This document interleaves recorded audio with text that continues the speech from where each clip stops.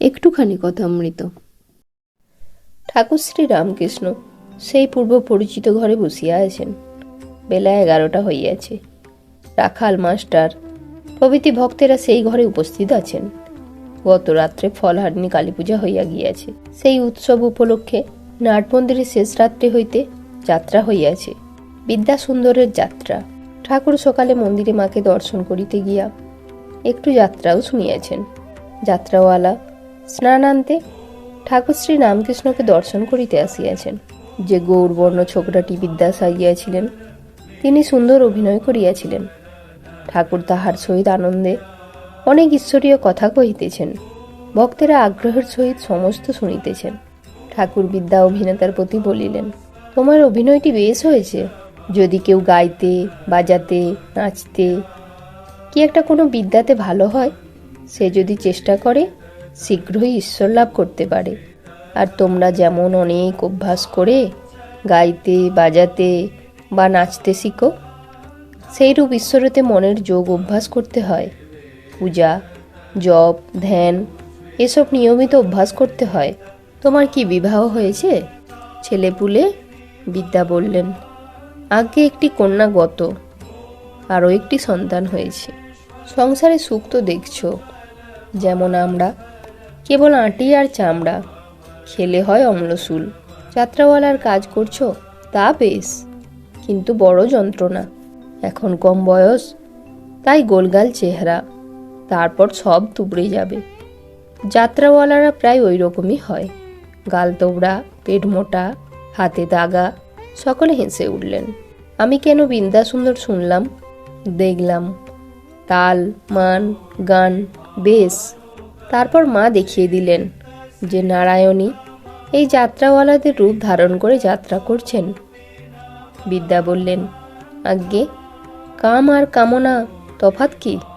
ঠাকুর বললেন, কাম যেন গাছের মূল, কামনা যেন ডালপালা। এই কাম, ক্রোধ, লোভ ইত্যাদি 6 রিপু, একেবারে তো যাবে না। তাই ঈশ্বরের দিকে মোড় ফিরিয়ে দিতে হবে। যদি কামনা করতে হয়, লোভ করতে হয়, তবে ঈশ্বরে ভক্তি কামনা করতে হয়, আর তাকে পাবার লোভ করতে হয়। যদি মদ অর্থাৎ মত্ততা করতে হয়, অহংকার করতে হয়, তাহলে আমি ঈশ্বরের দাস, ঈশ্বরের সন্তান এই বলে মত্ততা, অহংকার করতে হয়।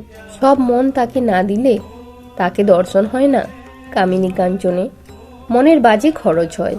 এই দেখো না, ছেলে মেয়ে হয়েছে, যাত্রা করা হচ্ছে, এই সব নানা কাজে ঈশ্বরেতে মনের যোগ হয় না। ভোগ থাকলেই যোগ কমে যায়, ভোগ থাকলেই আবার জ্বালা। শ্রীমদ্ ভাগবতে আছে, অবধূত চিলকে 24 গুরুর মধ্যে একজন করেছিল। চিলের মুখে মাছ ছিল, তাই 1000 কাক তাকে ঘিরে ফেললে। যেদিকে চিল মাছ মুখে যায়, সেই দিকে কাকগুলো পেছনে পেছনে কা কা করতে করতে যায়। যখন চিলের মুখ থেকে মাছটা আপনি হঠাৎ পড়ে গেল, তখন যত কাক মাছের দিকে গেল, চিলের দিকে আর গেল না। মাছ অর্থাৎ ভোগের বস্তু, কাকগুলো ভাবনা চিন্তা। যেখানে ভোগ, সেখানেই ভাবনা চিন্তা।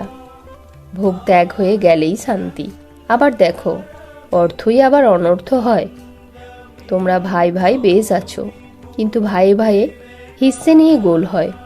কুকুররা গা চাটাচাটি করছে, পরস্পর বেশ ভাব, কিন্তু গৃহস্থ যদি ভাত দুটি ফেলে দেয়, তাহলে পরস্পর কামড়াকামড়ি করবে। মাঝে মাঝে এখানে আসবে। মাস্টারকে দেখিয়ে বললেন, এরা আসেন, রবিবার কিংবা অন্য ছুটিতে আসেন। বিদ্যা বললেন, আমাদের রবিবার 3 মাস, শ্রাবণ, ভাদ্র আর পৌষ, বর্ষা আর ধান কাটার সময়। আপনার কাছে আসবো, সে তো আমাদের ভাগ্য। দক্ষিণেশ্বরে আসবার সময় আপনার নাম শুনেছিলাম। ভাইদের সঙ্গে মিল হয়ে থাকবে। মিল থাকলেই দেখতে শুনতে সব ভালো। যাত্রা দেখো নাই, 4 জন গান গাইছে, কিন্তু প্রত্যেকে যদি ভিন্ন সুর ধরে, তাহলে যাত্রা ভেঙে যায়। বিদ্যা বললেন, জালের নিচে অনেক পাখি পড়েছে, যদি একসঙ্গে চেষ্টা করে একদিকে চালটা নিয়ে যায়, তাহলে অনেকটা রক্ষা হয়। কিন্তু নানা দিকে যদি নানান পাখি উড়বার চেষ্টা করে, তাহলে হয় না। যাত্রাতেও দেখা যায়, মাথায় কলসি রেখেছে, অথচ নাচছে। ঠাকুর বললেন, সংসার করবে অথচ মাথার কলসি ঠিক রাখবে, অর্থাৎ ঈশ্বরের দিকে মন ঠিক রাখবে। তোমরা সংসারের কাজ করবে, কিন্তু কাল রূপ ঢেঁকি হাতে পড়বে, এটি হুঁশ রেখো। ঈশ্বরেতে মন রেখে যদি সংসারের নানা কাজ করতে পারো, কিন্তু অভ্যাস চাই আর হুঁশিয়ার হওয়া চাই, তবে দুদিক রক্ষা হয়। বিদ্যা বললেন, আত্মা যে দেহ থেকে পৃথক তার প্রমাণ কি? ঠাকুর বললেন, প্রমাণ ঈশ্বরকে দেখা যায়, তপস্যা করলে তার কৃপায় ঈশ্বর দর্শন হয়। ঋষিরা আত্মার সাক্ষাৎকার করেছিলেন।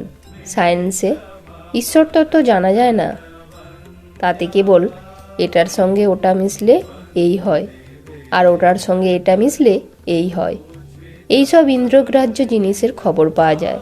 তাই এ বুদ্ধির দ্বারা এসব বোঝা যায় না। সাধুসঙ্গ করতে হয়, বৈদ্যের সঙ্গে বেড়াতে বেড়াতে নাড়ি টেপা শেখা যায়। বিদ্যা বললেন, আজ্ঞে, এইবার বুঝেছি। ঠাকুর বললেন, তপস্যা চাই, তবে বস্তু লাভ হবে। শাস্ত্রের শ্লোক মুখস্থ করলেও কিছু হবে না। সিদ্ধি সিদ্ধি মুখে বললে নেশা হয় না, সিদ্ধি খেতে হয়। ঈশ্বর দর্শনের কথা লোককে বোঝানো যায় না। জয়তু শ্রীরাম ও কৃষ্ণ।